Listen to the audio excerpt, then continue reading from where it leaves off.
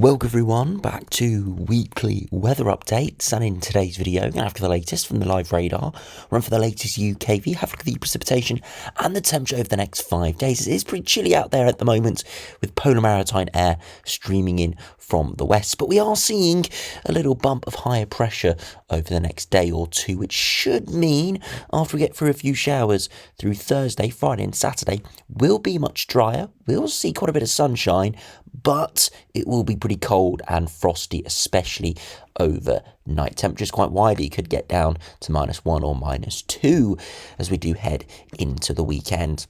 As we head into next week, that high pressure hangs around and we start to replace that cold air by milder air. We actually could see the exact opposite of what we're seeing later this week. It's going to be still dry and sunny, but instead of being cold, it actually looks like it could be warm. We could see a bit of a southerly push as the high pressure slowly moves eastwards, not lasting too long. And as we saw in yesterday's video, we could see upper air temperatures around 7, 8, 9 degrees above average, and we could see at the surface temperatures in towards the mid-teens. Now, it's out of the range of the UKV at the moment, but as we see from the long-range charts, we've seen quite a lot of strong confidence in that southerly push.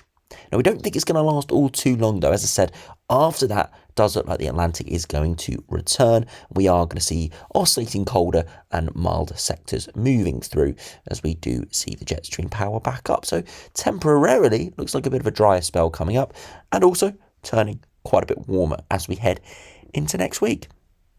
So do remember, if you enjoy my videos, make sure you like and subscribe, and remember to follow me on Twitter as well. The link's in the description.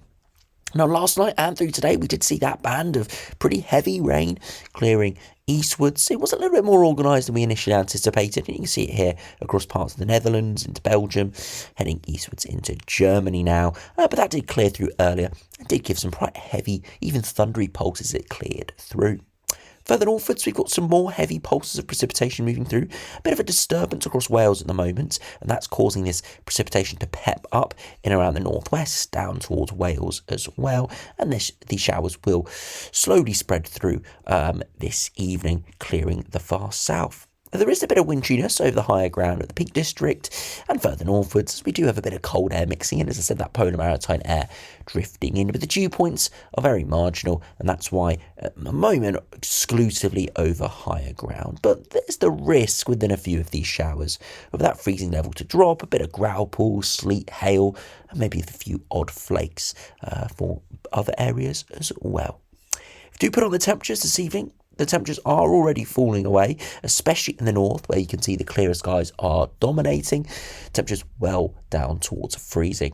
Now, we are mainly going to see frost in the north this evening, but it will become a bit more widespread over the next few evenings, as I said, because there's a bit too much cloud around further southwards. But where we're escaping with some of that cloud to the south of London and perhaps in towards East Anglia, and maybe even to the southwest, we could see isolated frosts occurring down towards freezing, -1 maybe. Most areas, though, staying just above freezing tonight. Now, to look at the latest precipitation charts from the UKV, you can see that potential disturbance clearing this evening, giving a few showers overnight, but really fading away into Thursday. Now, into Thursday, there are a few showers in the north, but we are starting to see high pressure building in, which means it's going to turn a lot drier and quite a lot more sunshine around.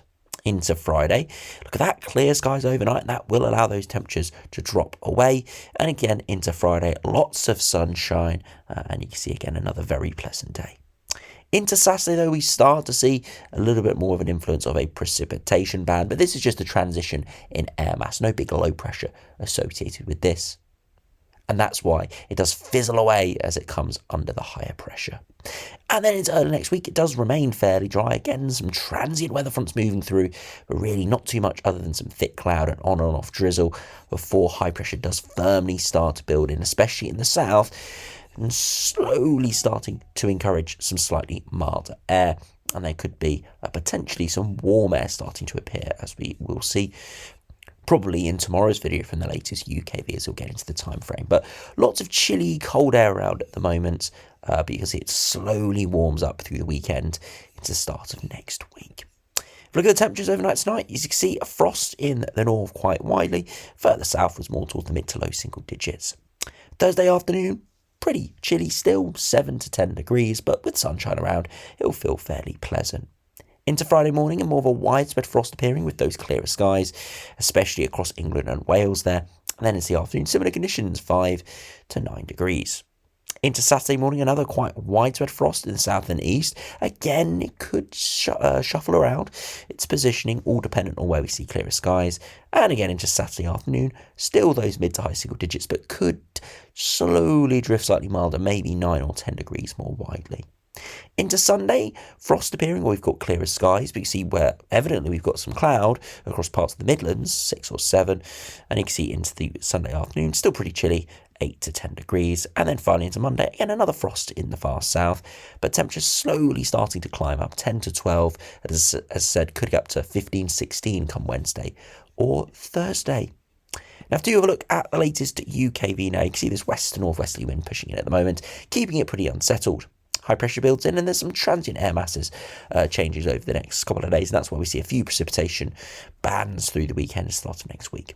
But high pressure is firmly building in, but it transitions eastwards, and as it does drag up a southerly wind, and you can see a big push of pretty warm air up from the Mediterranean. And again, we don't see anything ridiculous. It is probably around 6 to 8 degrees, maybe even 10 degrees above average in a few spots. So nothing amazingly warm, but warm enough that temperatures at the surface, if we do zoom in, could get up to perhaps that's kind of mid-teens area. You can see Tuesday afternoon, look at that, 13, 14 degrees.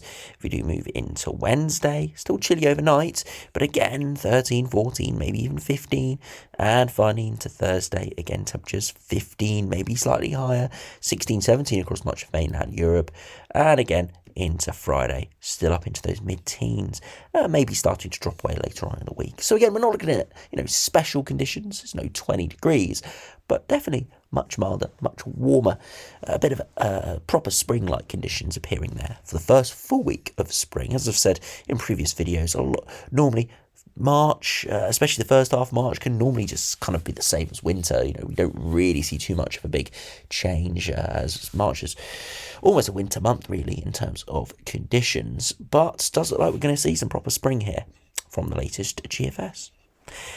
Now, if you have a look beyond that, if we do zoom back out, you can see again that high pressure is in control, but it eventually clears eastwards, and this is where we do see the Atlantic unlocking again. And yes, there could be some high pressure building in at times, but then it keeps it fairly unsettled there as we do head into the middle of March. So back towards something a bit more stormy and more winter-like there, with cooler northwesterly winds pushing in.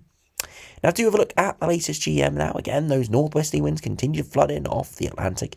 High pressure builds in, very similar to the GFS. We see that push of southerly winds into the middle of next week.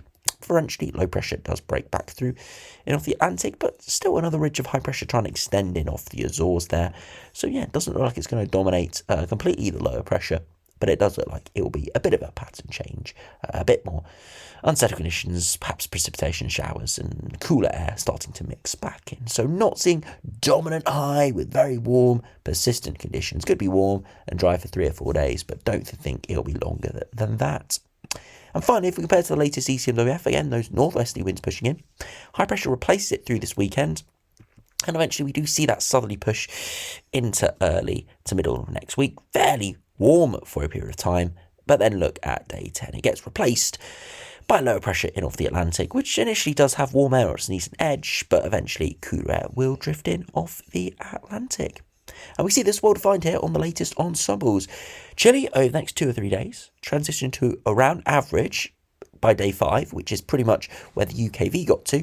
But then look at the next 2 or 3 days, big rise in upper air temperatures. So by this time next week, we're seeing upper air temperatures around 7, 8, maybe even 9 degrees above average before a bit of a drop off into the following weekend, back towards average and increasing precipitation. You can see high pressure signal over the coming days, but a bit more of a low pressure signal in the longer term. So high and dry for the next week or so, with a few bits of rain over the coming days, but not too much. But it does turn unsettled again. It's not looking like it's going to be a multi-week high pressure event. And finally, if we look at the 2 meter temperatures, you can see upwards steady rise over the next few days, peaking perhaps kind of next Wednesday, Thursday, Friday, around that 14-15 degree mark. And again, wouldn't be surprised if it's slightly higher than that. The models do sometimes underdo those temperatures when we are this far out. So 16-17 degrees is not off the cards for a bit of a drop off beyond that. And finally, if we look at the latest ECMWF ensembles, broadly very, very similar. Chilly over the next few days, transitioning to average by the start of next week, and then into the middle of the week we are turning much, much milder and warmer, and then eventually precipitation does kick back in. Hopefully that high pressure holds off a little bit longer than the ECMWF ensembles are showing here. Again, that would give us another couple of days of warmer, dry conditions, but we'll have to wait and see. Still 7 days away, so there still is small adjustments that are very, very possible, but yeah, pretty high confidence in this drier and warmer pattern to persist as we do head into the first full week of March. So anyway, thanks for watching, hope you enjoyed, subscribe if you're new, and I'll see you again for another video soon.